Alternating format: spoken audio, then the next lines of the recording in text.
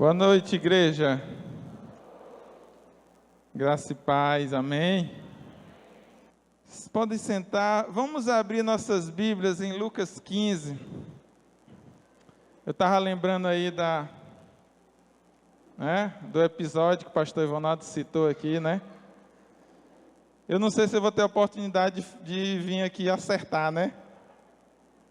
Não sei. Vou, amor, ter a oportunidade de vir aqui tentar de novo? Ela está respondendo não ali. Só se Deus quiser, né? Abra aí a sua Bíblia em Lucas 15. Nós vamos ler o capítulo todo, até o versículo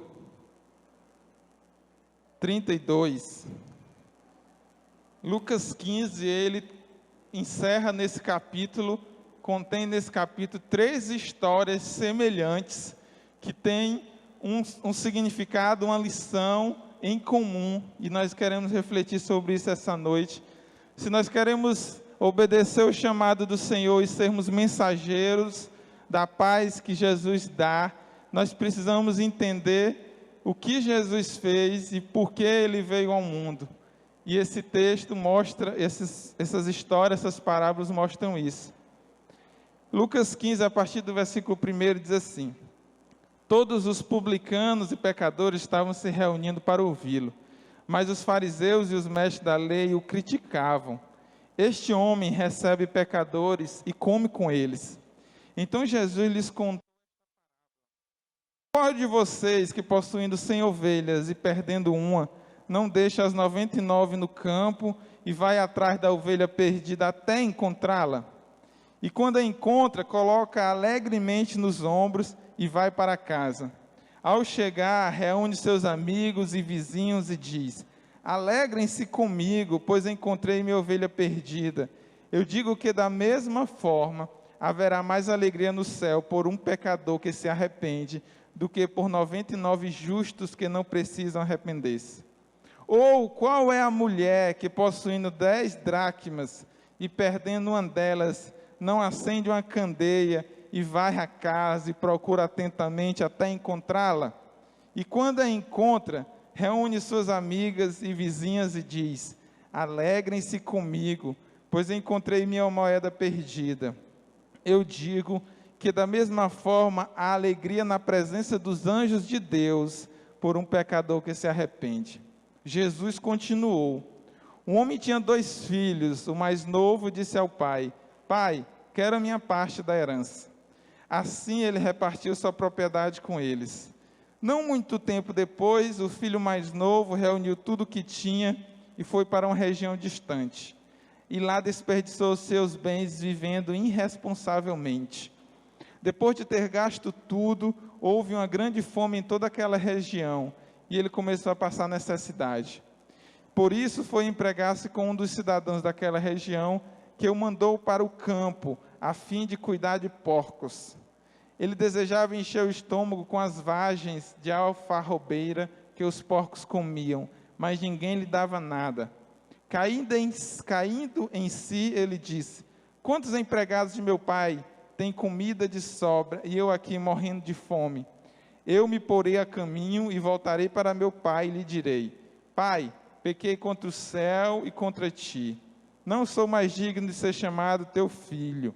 Trata-me como um dos teus empregados. A seguir levantou-se e foi para seu pai. Estando ainda longe, seu pai o viu e, cheio de compaixão, correu para seu filho e o abraçou e beijou. O filho lhe disse: pai, pequei contra o céu e contra ti.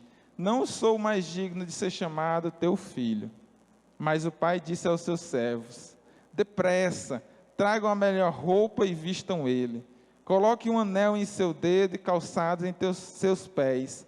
Tragam um novilho gordo e matem-no. Vamos fazer uma festa e alegrar-nos. Pois meu filho estava morto e voltou à vida. Estava perdido e foi achado. E começaram a festejar o seu regresso. Enquanto isso, o filho mais velho estava no campo. Quando se aproximou da casa, ouviu a música e a dança. Então chamou um dos servos e perguntou-lhe o que estava acontecendo. E este lhe respondeu: seu irmão voltou e seu pai matou o novilho gordo, porque o recebeu de volta são e salvo. O filho mais velho encheu-se de ira e não quis entrar. Então o pai saiu e insistiu com ele. Mas ele respondeu ao pai: olha, todos esses anos tenho trabalhado como escravo ao teu serviço e nunca desobedeci às tuas ordens. Mas tu nunca me deste nenhum cabrito para eu festejar com os meus amigos. Mas quando volta para casa esse teu filho, que esbanjou os teus bens com prostitutas, matas o novilho gordo para ele. Disse o pai: meu filho, você está sempre comigo, e tudo o que eu tenho é seu. Mas nós tínhamos que celebrar a volta deste seu irmão e alegrar-nos, porque ele estava morto e voltou à vida, estava perdido e foi achado. Amém.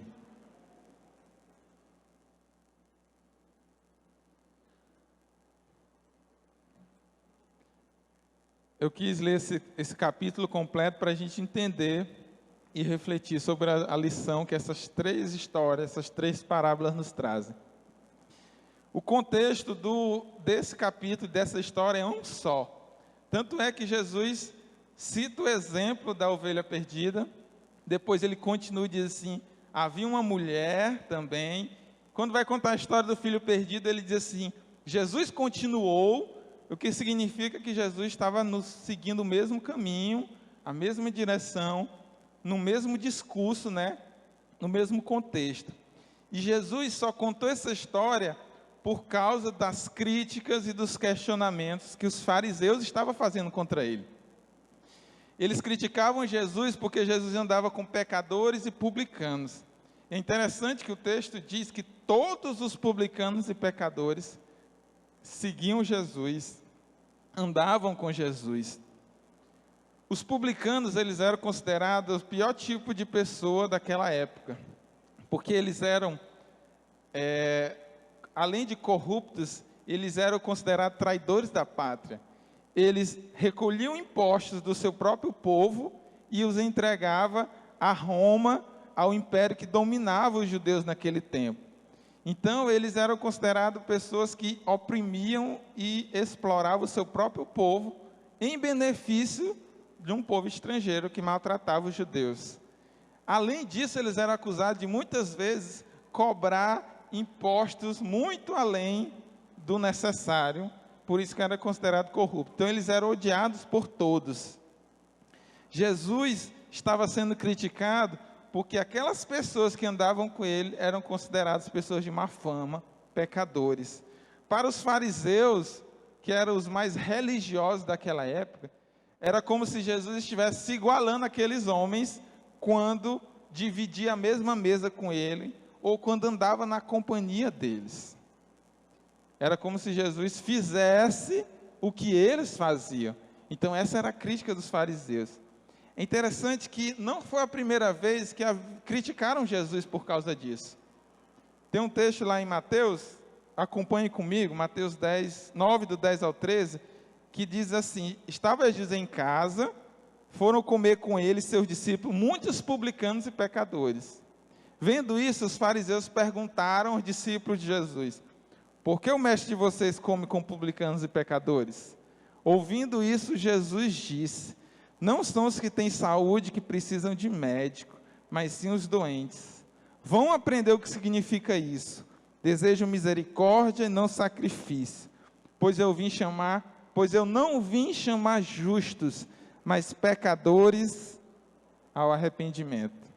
Olha só, se você quer ter um encontro com Jesus, você precisa começar reconhecendo que você é pecador, e não achando que a sua própria justiça pode lhe salvar, ou pode lhe garantir um lugar no céu. A primeira atitude de quem quer voltar para Deus, quer ter um encontro com Deus, é uma atitude de humildade, de reconhecer a sua própria condição de pecador, de que cometeu erros, que você desobedeceu a Deus, e que você precisa de humildemente se arrepender dos seus pecados. Ninguém chega a Deus sem antes se arrepender dos pecados que cometeu. E muitas pessoas têm dificuldade de se voltar para Deus justamente por isso, porque acham que a sua vida é boa o suficiente, que os seus pecados são pequenos ou não têm pecados. Mas Jesus disse assim, olha, não vim chamar justos, mas eu vim chamar aqueles que reconhecem que são pecadores. Não que houvesse justos naquela época ou hoje em dia. Todos somos injustos porque somos pecadores. Mas somente aqueles que reconhecem, que admitem a sua culpa e o seu pecado, é que podem se encontrar com Jesus. E aí, voltando aqui na primeira parábola, é interessante a parábola da ovelha perdida. Jesus compara a situação de uma ovelha perdida com de alguém que está distante de Deus. Ele diz que havia um homem, um pastor, que ele tinha 100 ovelhas, e ele tinha 99 ovelhas que estavam com ele, que estavam salvas, seguras com ele. E havia apenas uma ovelha que estava perdida, que tinha sumido, se perdido, que ele não sabia onde ela estava. Ele deixa as 99 para ir atrás de apenas uma ovelha perdida. É interessante quando você olha para Deus e você percebe que Deus, Ele não é como nós que trata de números, Ele trata de vidas.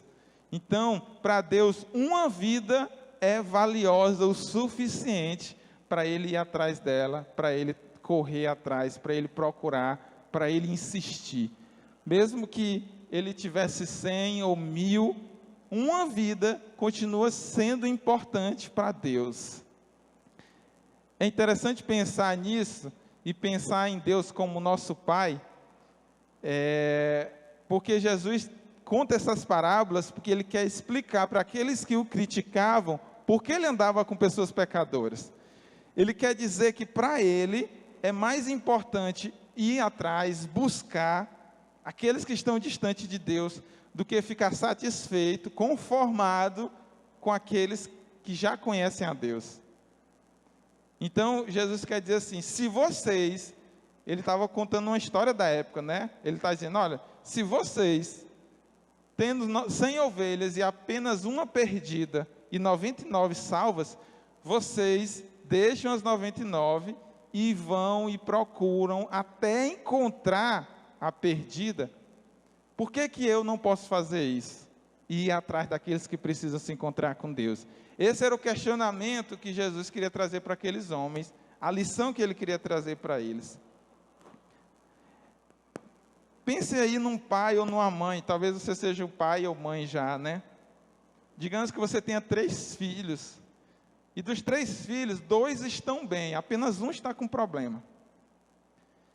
Você como pai, como mãe, vai ficar satisfeito, vai ficar em paz, enquanto ainda estiver um problema?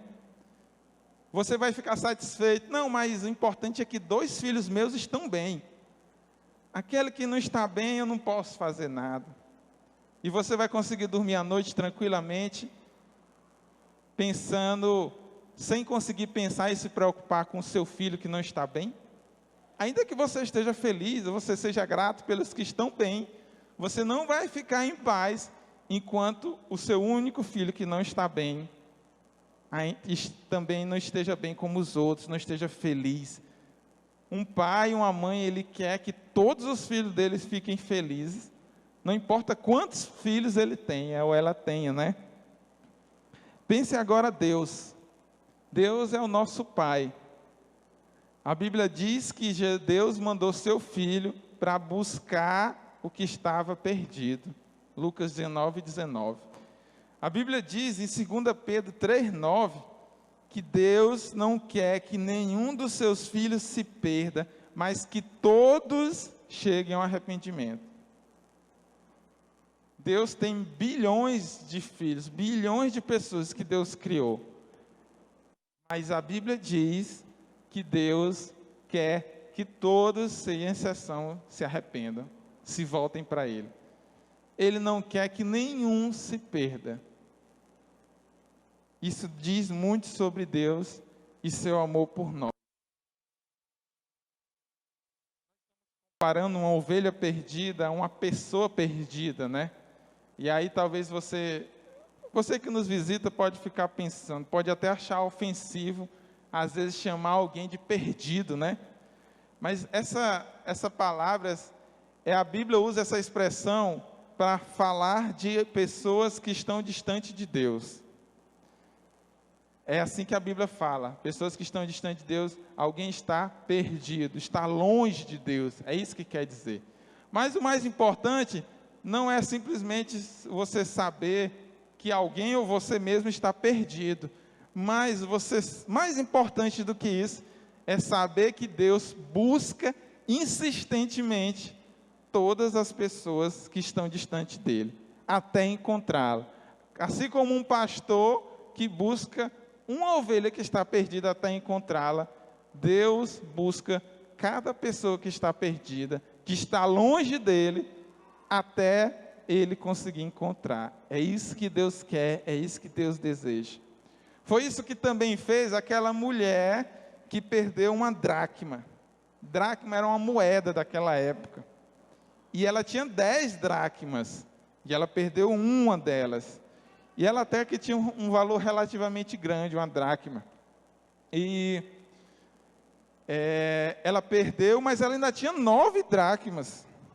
Mas o texto bíblico diz que ela acendeu a candeia, varreu a casa, procurou atentamente até encontrar aquela moeda. Ela não desiste da sua busca até encontrar a moeda que ela perdeu.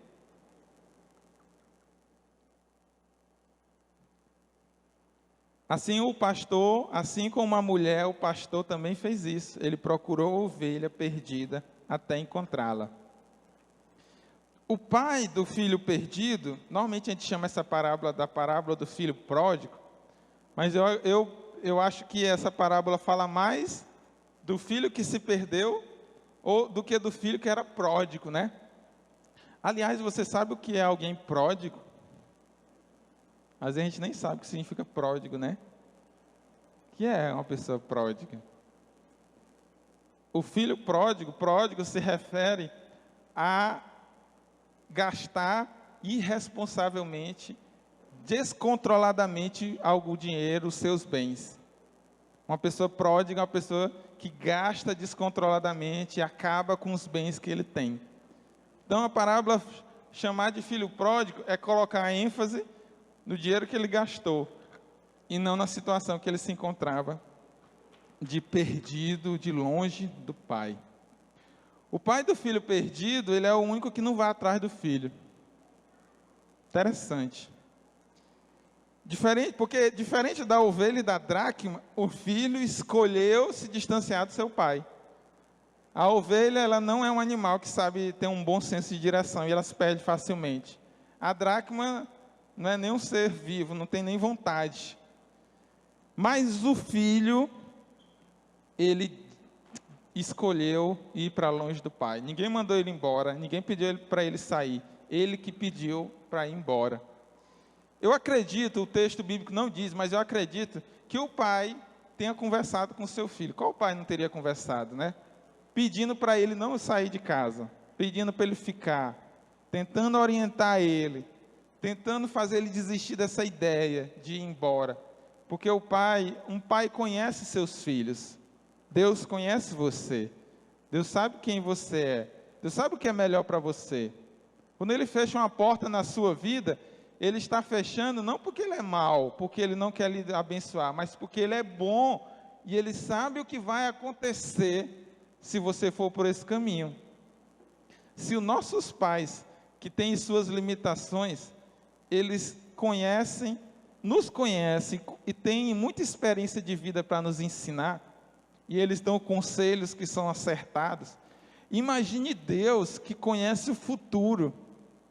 Deus mais ainda sabe o que é melhor e o que vai acontecer com você. Então, muitas vezes, Deus negou algo a você, tirou algo da sua vida, não permitiu que você chegasse em determinado lugar, porque Deus, Ele está mais preocupado se você vai estar perto dEle, se você vai se manter junto dEle, do que estar preocupado em você prosperar, em você crescer materialmente, em você ter sucesso financeiro ou profissional.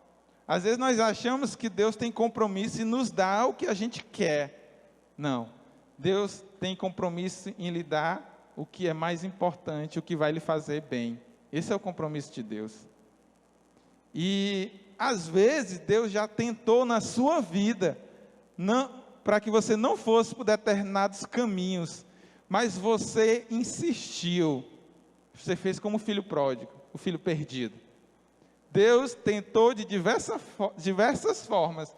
Ele mandou pessoas, ele dificultou as circunstâncias, para que de alguma forma você percebesse que aquilo que você procurava não ia lhe fazer bem. E você insistiu, desobedeceu e foi. E talvez hoje você esteja colhendo consequências ruins dessa sua desobediência. Mas Deus é bom, né? Deus, Ele é maravilhoso. E quando eu vejo a história desse pai e desse filho, eu vejo que o pai deve ter tentado fazer ele desistir dessa ideia, mas não obteve sucesso, porque o filho saiu. Deus não quer que nenhum dos seus filhos se distancie dele. Mas mesmo assim, cada um de nós pode escolher se quer ficar perto do Pai, do nosso Senhor, ou se quer ir para longe dele. Se distanciar de Deus não é quando você pega e vai para algum lugar longe o suficiente e você acha que naquele lugar Deus não pode lhe encontrar. Você acha que naquele lugar Deus não vai estar, Deus não pode lhe alcançar. É interessante a palavra do salmista Davi, lá no Salmo 139. Ele diz: para onde eu posso ir longe do teu espírito? Se eu for até para as profundezas da morte, ali o Senhor também está. Não importa onde você esteja, Deus está ali também. Não importa para onde você foi, Deus estava lá onde você chegou. Você pode se sentir, pode estar distante de Deus, mesmo dentro de uma igreja. Porque estar longe ou perto de Deus não é uma questão geográfica, é uma questão de relacionamento, entende? Eu deixar Deus entrar no meu coração, ou eu não deixar, eu querer que Ele esteja distante. É eu perguntar a Deus qual a vontade dEle na minha vida, ou eu dizer: Senhor, eu vou fazer do meu jeito, porque eu quero fazer dessa forma. Então você afasta Deus de você, você afasta Deus da sua vida. Para se distanciar de Deus, você não precisa fazer isso nem em voz alta, dizendo que quer que Deus se afaste de você. Sabe como é que você se distancia de Deus? São as suas escolhas, a forma como você vive, e isso distancia você de Deus. E Deus, Ele respeita a sua decisão. Deve ser muito difícil para um pai saber que o caminho do filho está levando ele à morte, ao sofrimento e à dor, e não poder fazer nada. Porque hoje seu filho está na sua casa, né? Mas um dia ele vai sair da sua casa. Pode ser que ele saia com 20, 22, 25, 30. Tem uns que querem ficar até os 40, né? É demais, 40 já é demais. Mas seu filho ainda um dia vai sair de casa. Você está preparado para isso? Não, né? Não. Um dia ele vai sair de casa. O que você pode fazer é preparar ele para a vida. Ensinar ele lições, dar exemplo. Ensinar ele a se virar sozinho. Nós temos uma geração de pais que não ensinam os seus filhos a se virar sozinhos. Querem fazer tudo por eles. Um dia você não vai estar perto dele, seja porque ele casou, seja porque ele foi morar em outro estado, seja porque você já partiu, você não está mais nessa terra. Seu filho vai estar preparado? Você está ensinando ele a enfrentar os desafios da vida? Sabe como é que a gente ensina um filho a enfrentar os desafios? É, algumas vezes, deixando ele enfrentar sozinho algumas coisas. Deixando ele se frustrar algumas vezes. Você está ali perto dele, mas você deixa ele se frustrar algumas vezes, para ele aprender algumas coisas. Enquanto você estiver ali perto, aparando, querendo livrar ele de todo sofrimento, de todo problema, ele não vai crescer. E pode ser que ele se torne um adulto incapaz de resolver seus próprios problemas, tomar suas decisões, fazer suas escolhas, porque você, pai, você, mãe, não soube ensinar ele a isso. Peça a direção de Deus para isso na sua vida. Voltando aqui às nossas histórias, estar perto, Deus, você pode escolher se distanciar do Pai, pela forma como você vive, pelas escolhas que você faz, por não querer escutar Deus. Mas estar perto de Deus é decidir viver de acordo com a vontade dEle para a sua vida. É isso que estar perto de Deus funciona, é assim que acontece. É decidir que eu vou fazer as minhas escolhas de acordo com a vontade de Deus.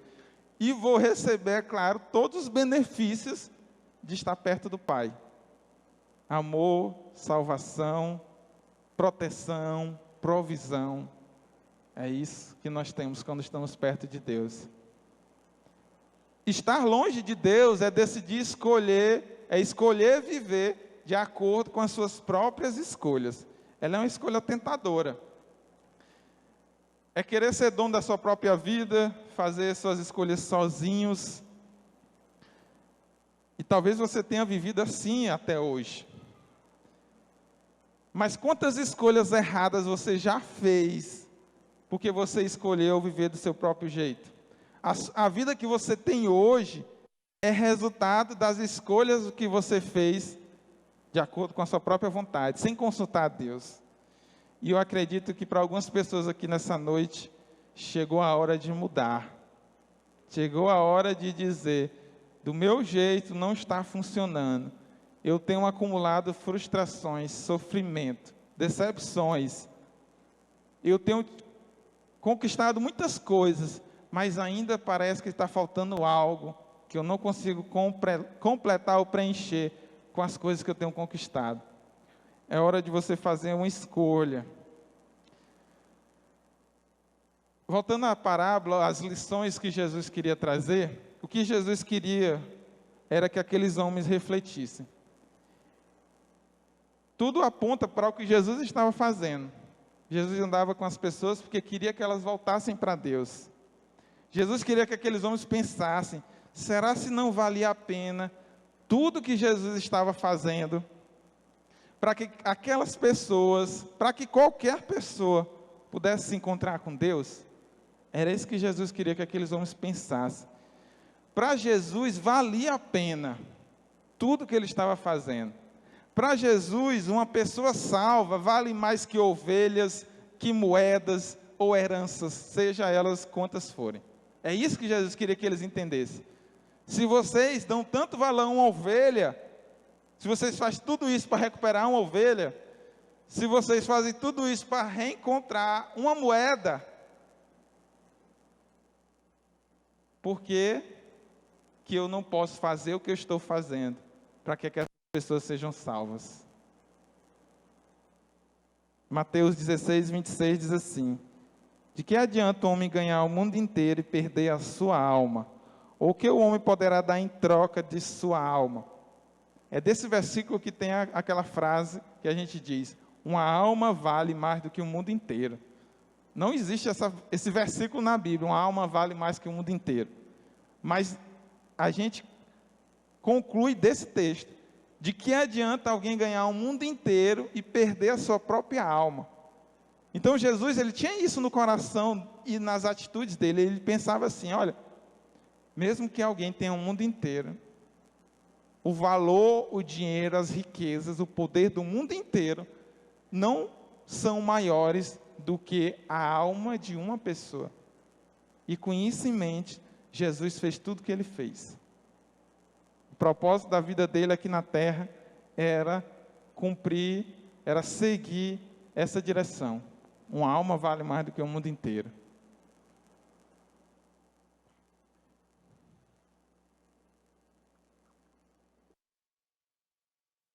Não só o pastor ou a mulher, mas o pai daquele filho, ele agiu assim também.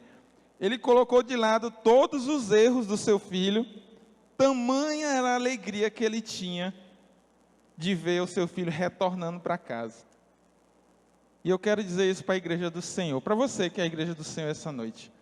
Nós precisamos pedir ao Espírito Santo de Deus, para que nós sejamos movidos pela mesma diligência e dedicação daquele pastor de ovelhas, quando foi atrás da ovelha que estava perdida. Do mesmo empenho daquela mulher que procurou até achar a moeda que estava perdida. Nós precisamos ser movidos pela mesma compaixão do pai que perdoou seu filho. Mesmo aquele filho que havia rejeitado, que havia desperdiçado seu dinheiro, isso não foi algo grande demais que não fizesse aquele pai ter compaixão do filho perdido e ter recebido ele alegremente. Nós precisamos ser movidos da mesma forma. Isso é algo que vem do Senhor, que nós precisamos pedir para a nossa vida. É interessante que ao final de cada uma das 3 histórias, existe algo em comum. O pastor, ele retorna com a ovelha agora achada, né? E a Bíblia diz que ele reúne os seus amigos e vizinhos e diz: alegrem-se comigo, pois eu encontrei minha ovelha perdida. A mulher, quando encontra a moeda, ela reúne as amigas e as vizinhas e diz: alegrem-se comigo, pois encontrei a moeda perdida. O pai, quando reencontra seu filho, ele diz aos seus servos: depressa, tragam a melhor roupa e vistam ele. Coloque um anel no seu dedo, calçado nos seus pés. Tragam um novilho gordo e matem-no. Vamos fazer uma festa, vamos nos alegrar. Porque o meu filho, ele estava morto e ele voltou à vida. Ele estava perdido e ele foi achado. E a festa foi muito grande naquele lugar. A festa foi maravilhosa. Eu creio que cada uma dessas pessoas, eles foram movidos em tudo que eles fizeram pela alegria que eles iriam desfrutar quando reencontrassem o que estavam procurando. Eles não estavam, o trabalho que eles estavam tendo não se comparava com a alegria que eles desfrutaram no final, quando encontraram o que estava perdido. Jesus estava agindo da mesma forma. Ele queria que todos se reencontrassem com Deus. O que os fariseus, eu acho isso maravilhoso, o que os fariseus desconheciam, eles estavam criticando Jesus porque estavam andando com aqueles homens, né? Só andando e comendo com eles. O que os fariseus desconheciam é que Jesus estava disposto não apenas a andar e comer com pecadores, mas ele estava disposto também a sofrer e a morrer por eles. Aquilo que Jesus estava fazendo não era nada se comparado ao que ele ainda iria fazer. Mas Jesus ainda não era a hora dele dizer aquilo àqueles homens. Aqueles homens não estavam preocupados com as pessoas, que elas fossem salvas, que elas se arrependessem. Eles estavam preocupados em criticar, porque eles mesmos não queriam fazer nada por eles. Eles mesmos não queriam andar e tentar convencê-los a mudar de vida. Eles queriam apontar o dedo e falar do pecado dos outros. Em nome de Jesus, não faça isso mais. Eu sei que tem muita gente que faz isso. Eu sei porque eu já fiz muito isso. Falar mal, falar do pecado dos outros, criticar os erros dos outros, mas não mover um dedo sequer para fazer algo por aquela pessoa.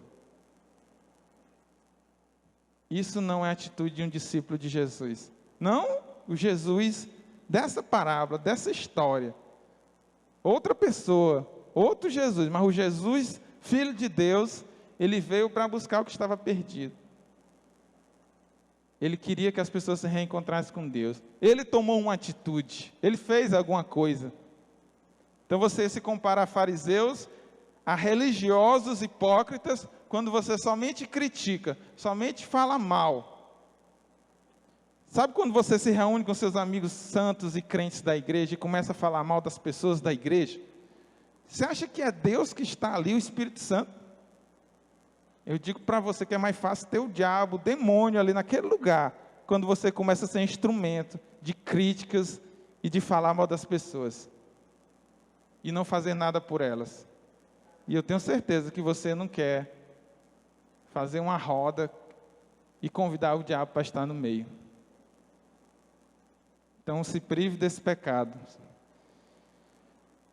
Muitas vezes nós agimos como fariseus, quando não queremos nos misturar com aquelas pessoas que nós achamos que não são dignas de Deus.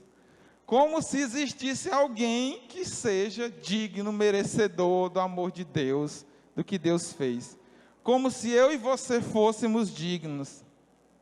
A gente se converte, a gente muda de vida, a gente começa a fazer o que é certo, e a gente acha que por causa disso, agora nós somos merecedores do amor, do favor de Deus, ou da salvação de Deus.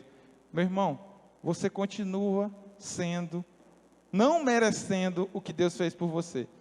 Não é porque agora você tem uma vida nova, que você abandonou alguns pecados, os pecados da sua vida, que isso fez você merecedor, não. Você continua sendo não merecedor, porque não é por boas obras que você é salvo, mas pela graça, é dom gratuito de Deus. Não é porque hoje você mudou de vida que você passa a ser merecedor, não. Todos nós continuamos sem merecer o amor de Deus. E eu vou dizer uma coisa para você, é melhor não merecer do que buscar merecer. Sabe por quê? Porque quando eu não mereço, eu fico em paz, e eu penso assim, Deus me ama porque Ele quer, porque Ele me ama mesmo. Não há nada que eu possa fazer para Ele me amar. É uma escolha dEle. Agora, quando eu quero merecer, sabe qual é o problema? É que eu vou me desgastar e tentar, e me esforçar a fazer o que é certo, sem conseguir, porque eu vou cair, uma hora ou outra eu vou terminar falhando. Imagine só. Então é melhor não tentar merecer, porque você não vai conseguir. E é muito mais tranquilo, nos dá muito mais paz, saber que Deus me ama, independente das minhas falhas, dos meus erros. Não é desculpa para me errar mais, mas é confiança que Ele vai continuar me amando, mesmo quando eu erro, entende? Então não tente merecer, apenas receba e agradeça, e não viva mais em pecado, porque Deus lhe ama, porque você não precisa do pecado, porque Deus lhe preenche completamente. É assim que nós temos que viver. Foi o preço pago por Jesus na cruz que nos permitiu que nós voltássemos para Deus. Ninguém é digno, mas Deus amou o mundo inteiro mesmo assim.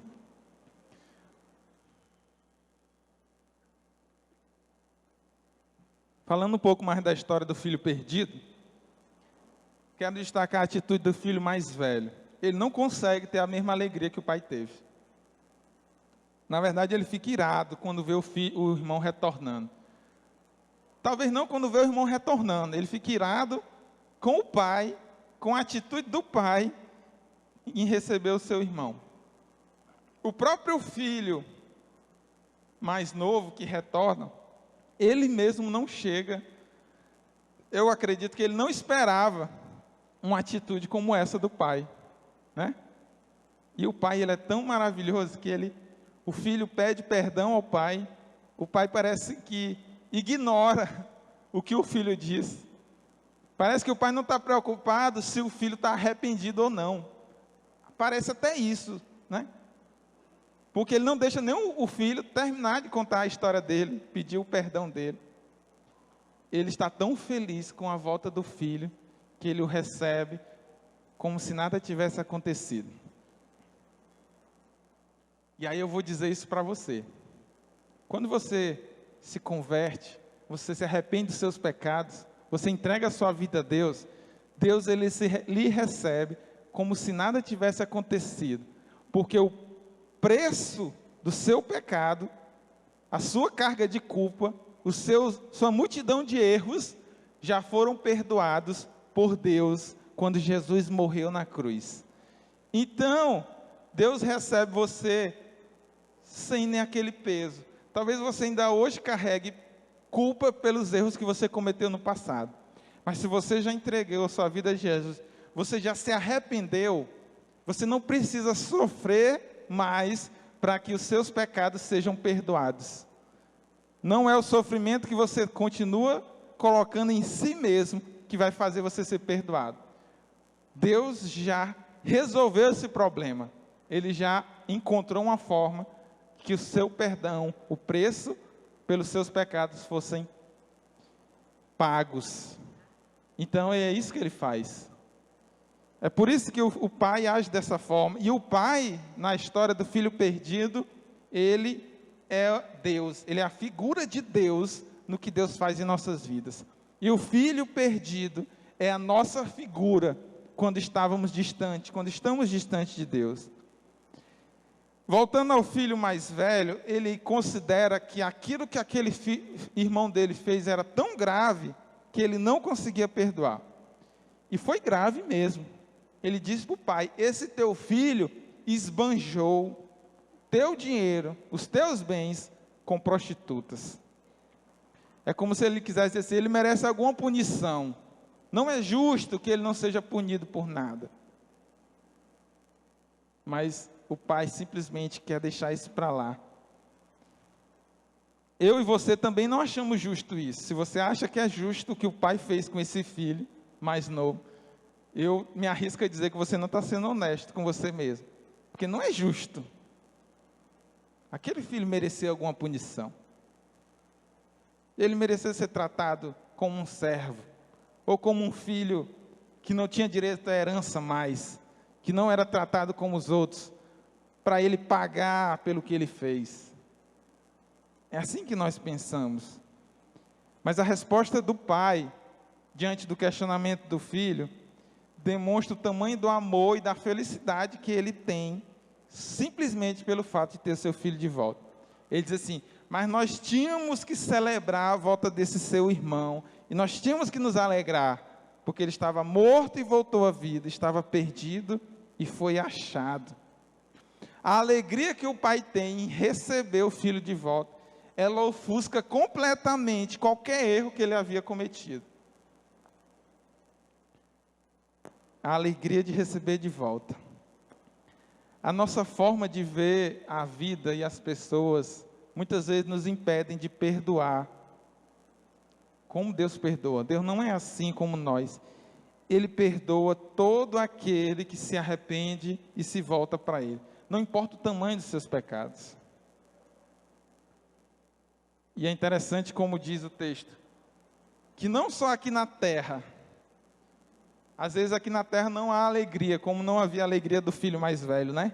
Mas no céu, há alegria, há mais alegria quando um pecador se arrepende, do que por 99 que não precisam mais de arrependimento.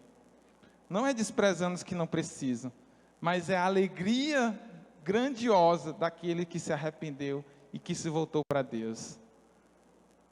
Nós precisamos pensar sobre a profundidade desses textos, entender o tamanho do amor de Deus pelas pessoas, refletir se nós estamos sendo movidos por inveja, por raiva, ou por espírito crítico, como estavam sendo os fariseus, ou se nós somos movidos pela compaixão do Pai, pela determinação da mulher, né? Pela insistência do pastor. Nós estamos começando hoje uma série chamada Mensageiros da Paz. E tem muita coisa vindo por aí que vai desafiar você a fazer algo pelas pessoas à sua volta. Não só vir à igreja, ouvir e concordar com a mensagem que está sendo pregada. Talvez você não seja um crítico como os fariseus, mas você não tomou uma atitude como essas pessoas dessas parábolas, como Jesus tomou. E nós queremos desafiar a igreja a ser uma igreja ativa, que vai em busca das pessoas que precisam se reencontrar com Deus.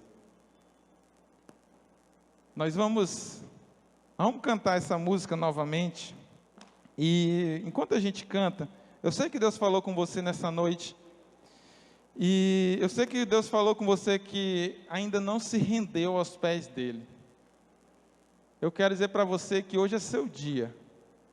É o dia de você se reencontrar com o Pai.